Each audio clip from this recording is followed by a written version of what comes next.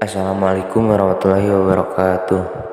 Perkenalkan, nama saya Ariel Ortega, NPM 101222046, kelas C2 Prodi Manajemen.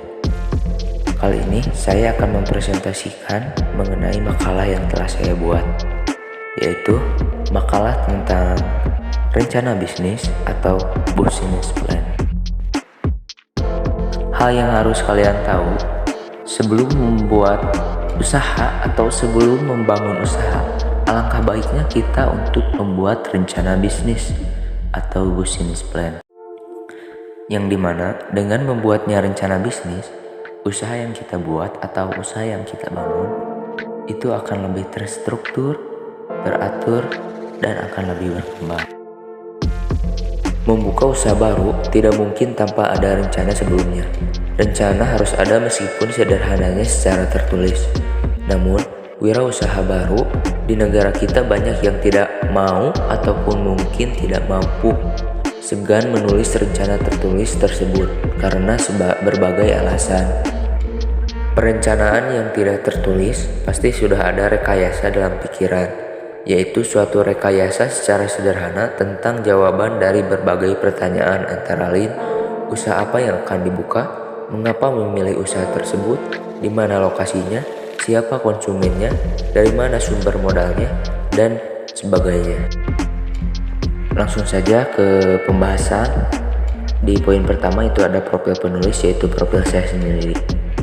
Saya Ariel Ortega, seorang mahasiswa Universitas Teknologi Digital. Saya lahir di Cianjur pada tanggal 12 Agustus 2003. Saat ini saya kuliah semester 1 jurusan manajemen. Banyak pengalaman berbisnis yang pernah saya mencoba, mulai dari jualan pulsa, voucher, token listrik, top up voucher game, jualan es kelapa muda, dan lain-lain. Namun itu semua tidak berjalan lama, dikarenakan tidak ada rencana bisnis yang cukup matang. Pada kesempatan ini, saya akan membuat rencana bisnis atau business plan pada usaha saya, yaitu Cilok Duyuh atau cilok pedas paling top. Di poin kedua itu ada profil usaha, yang dimana nama produk Cilok Duyuh cilok pedas paling top. Yang kedua ada jenis produk makanan atau jajanan, dan ownernya saya sendiri, yaitu Ariel Ortega. Dan logonya bisa kita lihat, sama kemasannya juga bisa kita lihat. Cukup menarik dan simpel kan? Alasan saya memilih produk di atas dikarenakan cilok sudah menjadi makanan yang tidak asing. Cilok juga bisa disebut sebagai makanan populer dan favorit. Selain pembuatannya yang mudah, cilok ini mempunyai rasa yang enak. Apalagi sekarang cilok dengan rasa yang berbeda-beda. Dimulai dari cilok isi, cilok bumbu kacang, cilok pedas, cilok kuah, cilok goreng, dan banyak lagi jenis-jenis cilok lainnya. Maka dari itu saya tertarik untuk membuat usaha cilok tersebut dengan rasa yang pedas, gurih, manis, asin yang akan membuat para konsumen ketagihan. Yang menjadi keunggulan produk Cilok Duyuh atau cilok pedas paling top ini, yaitu dengan rasa yang enak, pedas, gurih, asin, manis yang membuat para konsumen ketagihan untuk membeli, yang pastinya berbeda dengan cilok-cilok pada umumnya. Poin keempat ada target pasar. Rencana produk yang akan saya buat ini ditunjukkan kepada semua kalangan, mulai dari anak-anak, remaja, lansia, dan siapapun itu orang-orang yang suka makanan pedas. Tapi saya yakin produk yang saya buat ini akan banjir konsumen, dikarenakan makanan pedas adalah jajanan yang paling dicari saat ini. Selain menentukan target konsumen, saya juga menentukan target lokasi penjualannya.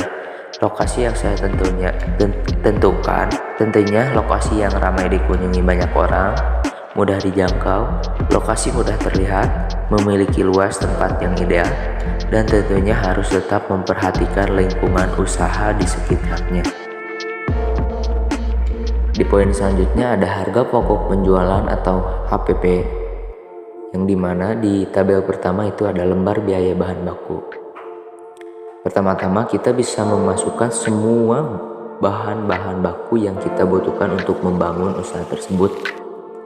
Kita juga bisa memasukkan harga per kemasan, jumlah yang digunakan, misalkan harga kemasan per 1 kg itu 8.000, Jumlah yang digunakan 2 kg. Berarti jumlah biayanya 16.000. Begitu pula seterusnya. Dan di akhir kita bisa memunculkan total jumlah biaya keseluruhan. Total biaya keseluruhan bahan baku yang kita butuhkan itu. Di tabel kedua ini itu ada lembar biaya tetap, di mana kita bisa memasukkan jenis-jenis pengeluaran seperti sewa tempat, listrik, dan air. Kemudian juga kita bisa memasukkan harga per umur barang. Misalkan harga setahunnya itu 2 juta, ya kita bisa totalkan itu per harinya berapa. Itu dengan cara dibagi 2 juta dibagi 1 tahun atau 12 bulan, dan hasilnya itu 6.666. Begitu pula seterusnya. Dan di akhir kita bisa memunculkan total keseluruhan jenis pengeluarannya. Di tabel ketiga ada total biaya, di mana kita bisa memasukkan total biaya bahan baku ditambah total biaya tetap. Dan kita juga bisa memasukkan hasilnya. Bisa kita lihat total biaya bahan baku yang saya buat itu 93.500 ditambah total biaya tetapnya 9.906, dan totalnya ada 103.406 rupiah. Setelah barang-barang yang sudah diproduksi, kita bisa hitung total barang yang sudah jadi untuk mengetahui harga per kantong. Bisa kita lihat contohnya, total keseluruhan biaya itu ada 103.406 rupiah dibagi 20 kantong, yang bisa kita lihat harganya itu 5.170 rupiah. Selanjutnya poin ke-6, menentukan harga jual. Harga jual yang akan saya tentukan senilai 10.000 per produk, karena dengan harga tersebut saya bisa mengambil keuntungan senilai 4.830 rupiah per produk dari harga asli senilai 5.170 rupiah per produk. Jika produk per hari bisa mencapai 20 piece, maka saya akan mendapatkan penghasilan senilai 200.000 per hari. Di poin ke-7 itu ada kelayakan produk. Usaha yang akan saya kembangkan tentunya akan menjadi usaha yang layak. Makanan yang 100% halal ini akan menjadi makanan yang disukai banyak orang, karena dengan rasa yang enak, pedas, gurih, manis, asin ini akan menjadi makanan atau jajanan yang dicari oleh semua orang. Dengan kemasan yang simpel dan estetik, warna merah cerah yang menggambarkan bahwa makanan ini pedas dan menantang. Nah, itulah poin-poin yang bisa kita pakai dalam sebuah rencana bisnis atau business plan. Semoga dengan mendirikan suatu usaha, kita dapat mengaktualisasikan diri dengan cara menggunakan seluruh kemampuan dan potensi yang dimiliki untuk menjalankan sebuah usaha. Dengan dimiliki bisnis sendiri, seorang wirausahawan dapat mengoptimalkan potensi, ide kreatif, antusiasme, inovasi, dan visi yang jelas sebagai pedoman untuk mewujudkan tujuan. Terima kasih kepada Bapak Aceh Kurniawan SEMSI yang telah memberikan ilmu-ilmunya mengenai motivasi kewirausahaan. Semoga ilmu yang diberikan menjadi manfaat bagi kita semua. Amin ya rabbal alamin. Sekian, mohon maaf apabila ada kesalahan dan kata-kata yang kurang berkenan di hati.